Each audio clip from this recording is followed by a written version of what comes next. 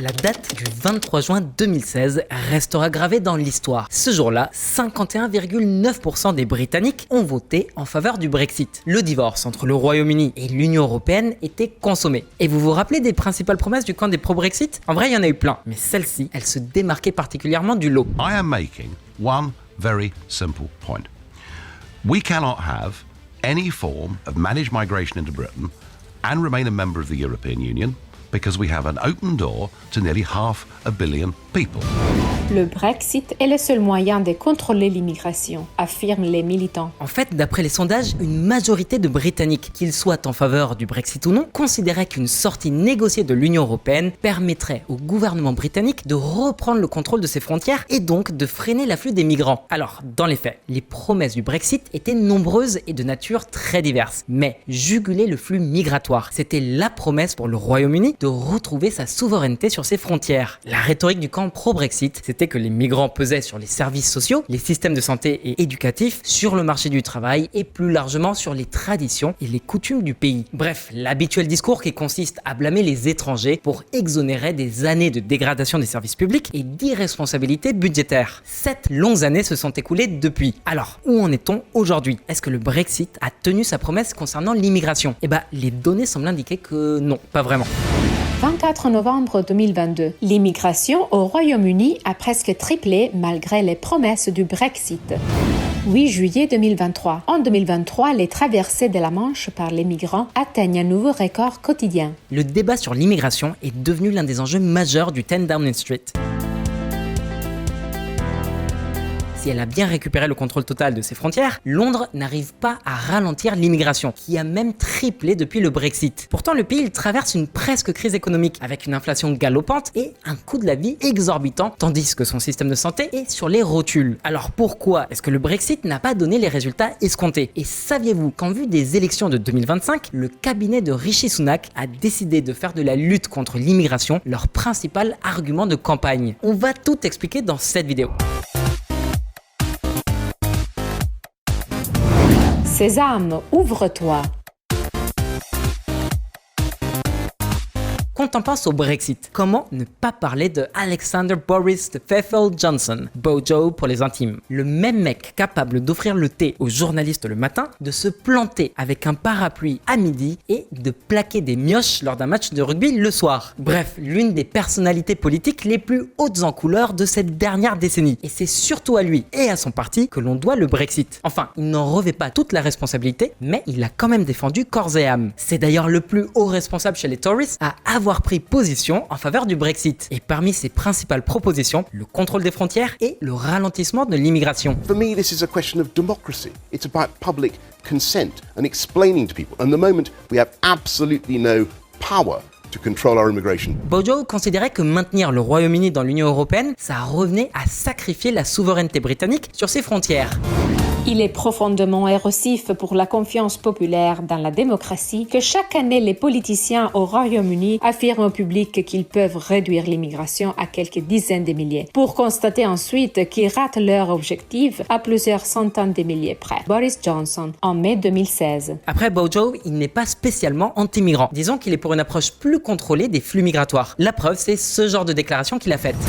Boris Johnson affirme qu'une faible migration pourrait entraîner une stagnation économique. À l'époque, Boris était le maire de Londres. Bon, d'accord, il était déjà clair pour tout le monde que son objectif était de devenir le Premier ministre. Mais il a quand même dû prendre son mal en patience. Après sa défaite au référendum du Brexit, auquel il était fortement opposé, David Cameron, l'ex-premier ministre conservateur, qui était donc pour le maintien du Royaume-Uni dans l'Union européenne, a présenté sa démission. C'est sa ministre des Affaires étrangères, Theresa May, qui lui a emboîté le pas. Elle non plus n'est pas parvenue à s'imposer.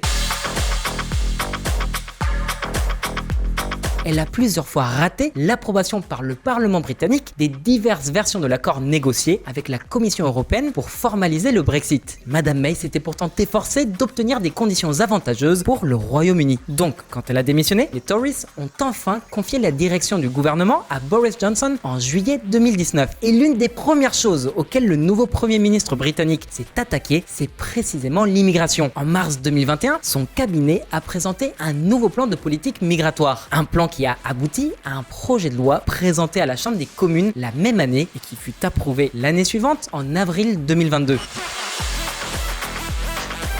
Donc, durant le mandat de Boris, l'immigration s'est en réalité accélérée. Alors, il y a plusieurs formes d'immigration. Celle qui gêne le plus les conservateurs et les nationalistes, ce sont les sans-papiers. Mais juste derrière, il y a les réfugiés, les personnes en situation de grande vulnérabilité en quête d'un meilleur avenir. Et durant l'année 2019, les autorités britanniques ont approuvé 70% de demandes d'asile supplémentaires par rapport à l'année d'avant. Et une fois la pandémie passée, la situation s'est encore plus dégradée pour les services de l'État, submergés par une hausse continue des demandes. Et ce n'est qu'un exemple parmi tant d'autres, parce que si on regarde les demandes de visa de travail, elles aussi ont explosé durant le mandat de Boris Johnson. Par rapport à 2016, on constate une hausse de près de 70% du nombre de visas de travail accordés en 2022. Regardez. Bon alors, tout ça, comment ça s'explique? Qu'est-ce qui s'est passé avec l'idée d'une immigration contrôlée prônée par le Brexit? On t'explique. Les règles du jeu ont changé. Le Royaume-Uni, tout comme le reste de l'Europe d'ailleurs, a actuellement besoin d'une main-d'œuvre jeune. De 1, parce que sa population vieillit, mais aussi parce que les entreprises ont besoin de profils très divers. Ça va des emplois peu qualifiés dont les Britanniques se désintéressent, jusqu'aux emplois à haute valeur ajoutée dans les industries les plus pointues comme la tech ou la finance. Et quand Bojo est arrivé au pouvoir, il devait jongler avec cette contradiction. D'une part, il était censé respecter ses engagements pris avec l'électorat durant sa campagne pour le Brexit, et de l'autre, il ne pouvait réformer la politique migratoire britannique alors que ça se heurtait frontalement aux intérêts économiques du pays. Les conséquences, les voilà. Et pourtant, étonnamment, ça n'a pas du tout écorné la popularité de Boris Johnson. Ce qui semblait être une question primordiale qui a déterminé le cours du Brexit avait soudainement l'air de compter beaucoup moins, d'être passé au second plan. Dans une étude du Policy Institute du King's College, depuis le Brexit, le rejet envers les travailleurs immigrés s'est effondré. En somme, tout l'inverse de ce qu'il se passe actuellement en Australie ou au Canada. Quand on sait qu'historiquement, le Canada et l'Australie ont toujours été des terres d'accueil. C'est plutôt paradoxal, non? Étrangement, depuis leur sortie de l'UE, les Britanniques semblent beaucoup plus réceptifs et ouverts sur le monde. Pourtant, le principal motif derrière le Brexit, c'était justement le verrouillage des frontières. Donc non seulement la promesse n'a pas été tenue, mais en plus, la population n'a pas l'air d'en vouloir au gouvernement de ne pas avoir tenu sa promesse. Et ce rejet des migrants, il a chuté dans toutes les tranches d'âge. Peu importe que l'on parle de la génération Z, Y ou des baby boomers. D'ailleurs, chez les personnes les plus âgées, ce taux de rejet a dégringolé à seulement 8% alors qu'il était à plus du double il y a quelques années. Et justement, pourquoi ça? Et là voilà l'explication. L'économie britannique a beau être en difficulté, le taux de chômage reste néanmoins très bas. Et il y a plein de domaines d'activité avec des pénuries de personnel. D'après une récente enquête Ipsos, les Britanniques sont très favorables à l'arrivée de médecins et d'autres professionnels du secteur médical. Ils ont aussi vraiment besoin d'une main-d'œuvre agricole. Les besoins sont tels qu'aujourd'hui, moins de 20% des Britanniques souhaitent réduire l'arrivée de travailleurs migrants, quel que soit le domaine, à part peut-être la finance. Cette même étude Ipsos démontre que 46% des Britanniques ont une opinion favorable de l'immigration, alors que seuls 29% en ont une opinion négative. Curieusement, cette tendance ne fait que se renforcer depuis 2016. En gros, aujourd'hui, alors que beaucoup plus de migrants arrivent qu'auparavant, bizarrement, les Britanniques sont beaucoup plus tranquilles au sujet de cette vague migratoire. Alors bien sûr, entre ce que pense l'opinion publique et le message mis en avant par la classe politique, peut y avoir des variations plus ou moins importantes. Actuellement, le gouvernement britannique est en train de réformer une loi sur l'immigration si controversée que même la Cour européenne des droits de l'homme s'en est mêlée. De quoi on parle ?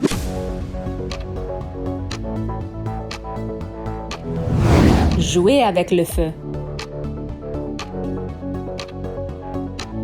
En avril 2022, le cabinet de Boris Johnson a présenté son nouveau plan de politique migratoire. Cette nouvelle loi introduit, entre autres, un système d'asile à 2 niveaux. En gros, il offrait aux réfugiés différents niveaux de protection. Ça dépendait de comment ils étaient entrés sur le territoire britannique. Ceux qui sont entrés par des voies sûres et légales ont été autorisés à rester sans condition. Mais ceux qui sont entrés clandestinement ne peuvent prétendre qu'à un séjour temporaire de 30 mois. Or, on estime que depuis 2018, environ 100 000 migrants sont entrés illégalement en Grande-Bretagne en traversant la Manche. Avec 166 000 dossiers à traiter, l'administration, elle est complètement dépassée. Avant le Brexit, on comptait environ 2 millions de ressortissants européens qui travaillaient légalement, mais depuis, beaucoup sont rentrés dans leur pays d'origine, ou en tout cas ils sont retournés en Union européenne. Les migrants d'aujourd'hui, ils viennent plutôt clandestinement d'Afghanistan, d'Irak et de Syrie. Bon, donc cette réforme migratoire, elle visait aussi à élargir les compétences des gardes-côtes britanniques qui patrouillent dans la Manche. Et gare à vous si vous êtes pris.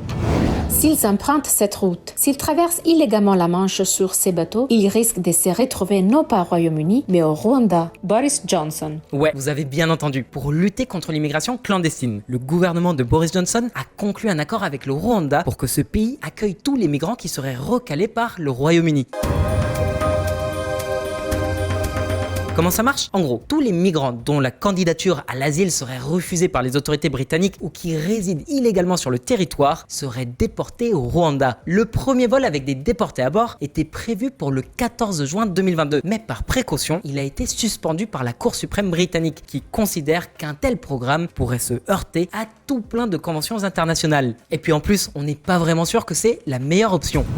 L'histoire du Rwanda en matière d'accueil des déportés soulève des inquiétudes quant à l'éventuel programme britannique. Sur environ 4000 personnes qui auraient été expulsées par Israël vers le Rwanda et l'Ouganda dans le cadre d'un programme de départ volontaire entre 2014 et 2017, on pense que presque tout ont quitté le pays presque immédiatement, beaucoup tentant de retourner en Europe via des itinéraires de passeurs. Pareil avec l'Australie qui pendant des années a fait quelque chose de très similaire avec les migrants illégaux, une pratique qui a de quoi vous révolter. Les réfugiés de Nauru, l'île où les enfants ont perdu la volonté de vivre. Nous avons commencé à voir des comportements suicidaires chez des enfants de l'âge de 8 et 10 ans, explique Louise Newman, professeure de psychiatrie à l'université de Melbourne, Australie, qui travaille avec des familles et les enfants de l'île. Face au tollé, le cabinet de Boris Johnson a été forcé de mettre un stop au projet. Liz Truss, l'éphémère premier ministre qui lui avait succédé durant 2 mois, avait elle aussi dû renoncer à ce projet. Malheureusement, le nouveau gouvernement, avec à sa tête Rishi Sunak, est beaucoup plus vindicatif quant à la question de l'immigration. Aujourd'hui, la bataille a lieu dans la chambre haute et la chambre basse du Parlement britannique. Rishi Sunak et son équipe souhaitent modifier la loi sur l'immigration, celle-là même que Boris Johnson avait réformée il y a 1 an à peine, alors qu'en plus, ils sont du même parti politique. Ce qui est encore plus paradoxal, c'est qu'alors que cette loi avait été jugée trop sévère et inhumaine pour être approuvée, le projet de Rishi Sunak est encore plus strict. Par exemple, dans sa version précédente, les migrants clandestins en quête d'asile pouvaient prétendre à un permis de séjour de 30 mois. Et aujourd'hui, le gouvernement britannique veut faire en sorte que toute personne entrée illégalement sur son territoire soit désormais inéligible à n'importe quelle forme de légalisation de son séjour. Même le statut de réfugié est caduc aujourd'hui. Enfin, pourrait l'être si son projet de loi est effectivement adopté. En gros, quelle que soit la raison pour laquelle vous êtes arrivé, si vous êtes illégalement entré sur le territoire britannique, vous êtes par défaut expulsable. Le projet de loi va radicalement transformer notre façon de traiter les personnes qui arrivent illégalement au Royaume-Uni via des pays sûrs, rendant leur demande d'asile et de protection des droits de l'homme, au regard de leur pays d'origine, irrécevables et imposant au ministre de l'Intérieur l'obligation de les expulser. Robert Jenrick, ministre d'État à l'immigration. Faut vraiment faire gaffe au risque de dérive, parce que ça annule de fait les demandes d'asile politique pour toute personne ayant été contrainte de quitter très rapidement son pays d'origine, face au risque de persécution. Oui, c'est vrai, ça peut arriver qu'il y ait de la fraude, des migrants économiques qui se font passer pour des réfugiés politiques. Mais quand on est syrien ou afghan, la différence, elle n'est pas toujours très claire. Mais bon, si vous entrez dans cette dernière catégorie, si votre vie, votre liberté ou celle de vos proches sont en jeu, c'est pas vraiment une bonne idée de se lancer dans une démarche administrative qui peut s'étaler sur plusieurs années. Mais il semblerait que Rishi Sunak soit insensible à cet argument. C'est d'ailleurs l'une des principales critiques formulées à l'encontre de son projet de loi, qui, il faut le dire, est beaucoup plus radical que celui de Boris Johnson. Surtout que la situation s'est encore plus dégradée pour les migrants, avec une brutalité à laquelle on n'était pas habitué de la part du gouvernement britannique. Le cabinet de Rishi Sunak a depuis officialisé l'accord avec le Rwanda, alors que dans les sondages, une majorité des Britanniques s'est prononcée contre. Le but de cet accord est de créer un mécanisme pour la relocalisation des demandeurs d'asile, dont les demandes ne sont pas encore examinées par le Royaume-Uni, au Rwanda, qui traitera leurs demandes et approuvera ou expulsera selon le cas les individus, une fois que l'on aura statué sur leur candidature. Mémorandum d'accord entre le gouvernement du Rwanda et le gouvernement du Royaume-Uni. Alors pourquoi est-ce que le gouvernement actuel est si engagé dans la lutte contre l'immigration clandestine et notamment sur la formalisation de l'accord avec le Rwanda alors que la mesure est si impopulaire auprès de l'opinion publique? Pour ça en fait, c'est une question purement démagogique. Élections locales au Royaume-Uni. Le Parti travailliste remporte une large victoire auprès des partisans du Brexit. La gestion de la pandémie, la chute de Johnson puis celle de Liz Truss, l'inflation, la hausse des taux, la crise du système de santé. Le Parti conservateur est en train de perdre la confiance de l'électorat. Dans ce graphique, les résultats des sondages sont clairs. En 2025, aux prochaines élections, les travaillistes sont les favoris. Alors, c'est quoi le rapport avec l'immigration? C'est simplement une tentative du cabinet de Rishi Sunak de faire diversion. Ils ne veulent pas qu'on remette en cause le très mauvais bilan économique du parti conservateur, la conséquence directe du Brexit. En s'attaquant au problème migratoire, le gouvernement espère donner une image de fermeté. Et puis, les migrants ont toujours été les meilleures têtes de Turcs. Blame it on the immigrants, qu'on dit en anglais. Et certaines des dernières mesures du gouvernement britannique vise justement à appuyer ce discours. 7 août 2023, la Grande-Bretagne démarre la détention des migrants sur une péniche que les pompiers ont désigné comme piège mortel. Surtout qu'au bout d'une semaine seulement, il y a déjà eu un gros raté. Une bactérie dangereuse pour la santé oblige les Royaumes-Unis à expulser les migrants d'une péniche. Alors, quand elle sera à nouveau habitable, parce que les conditions de vie, il y a des vidéos qui tournent sur internet, c'est franchement pas ouf, les autorités britanniques y parqueront surtout des réfugiés et des migrants sans papier. Sinon, il y a aussi ça, hein. I've increased raids by 50% to clamp down on illegal workers.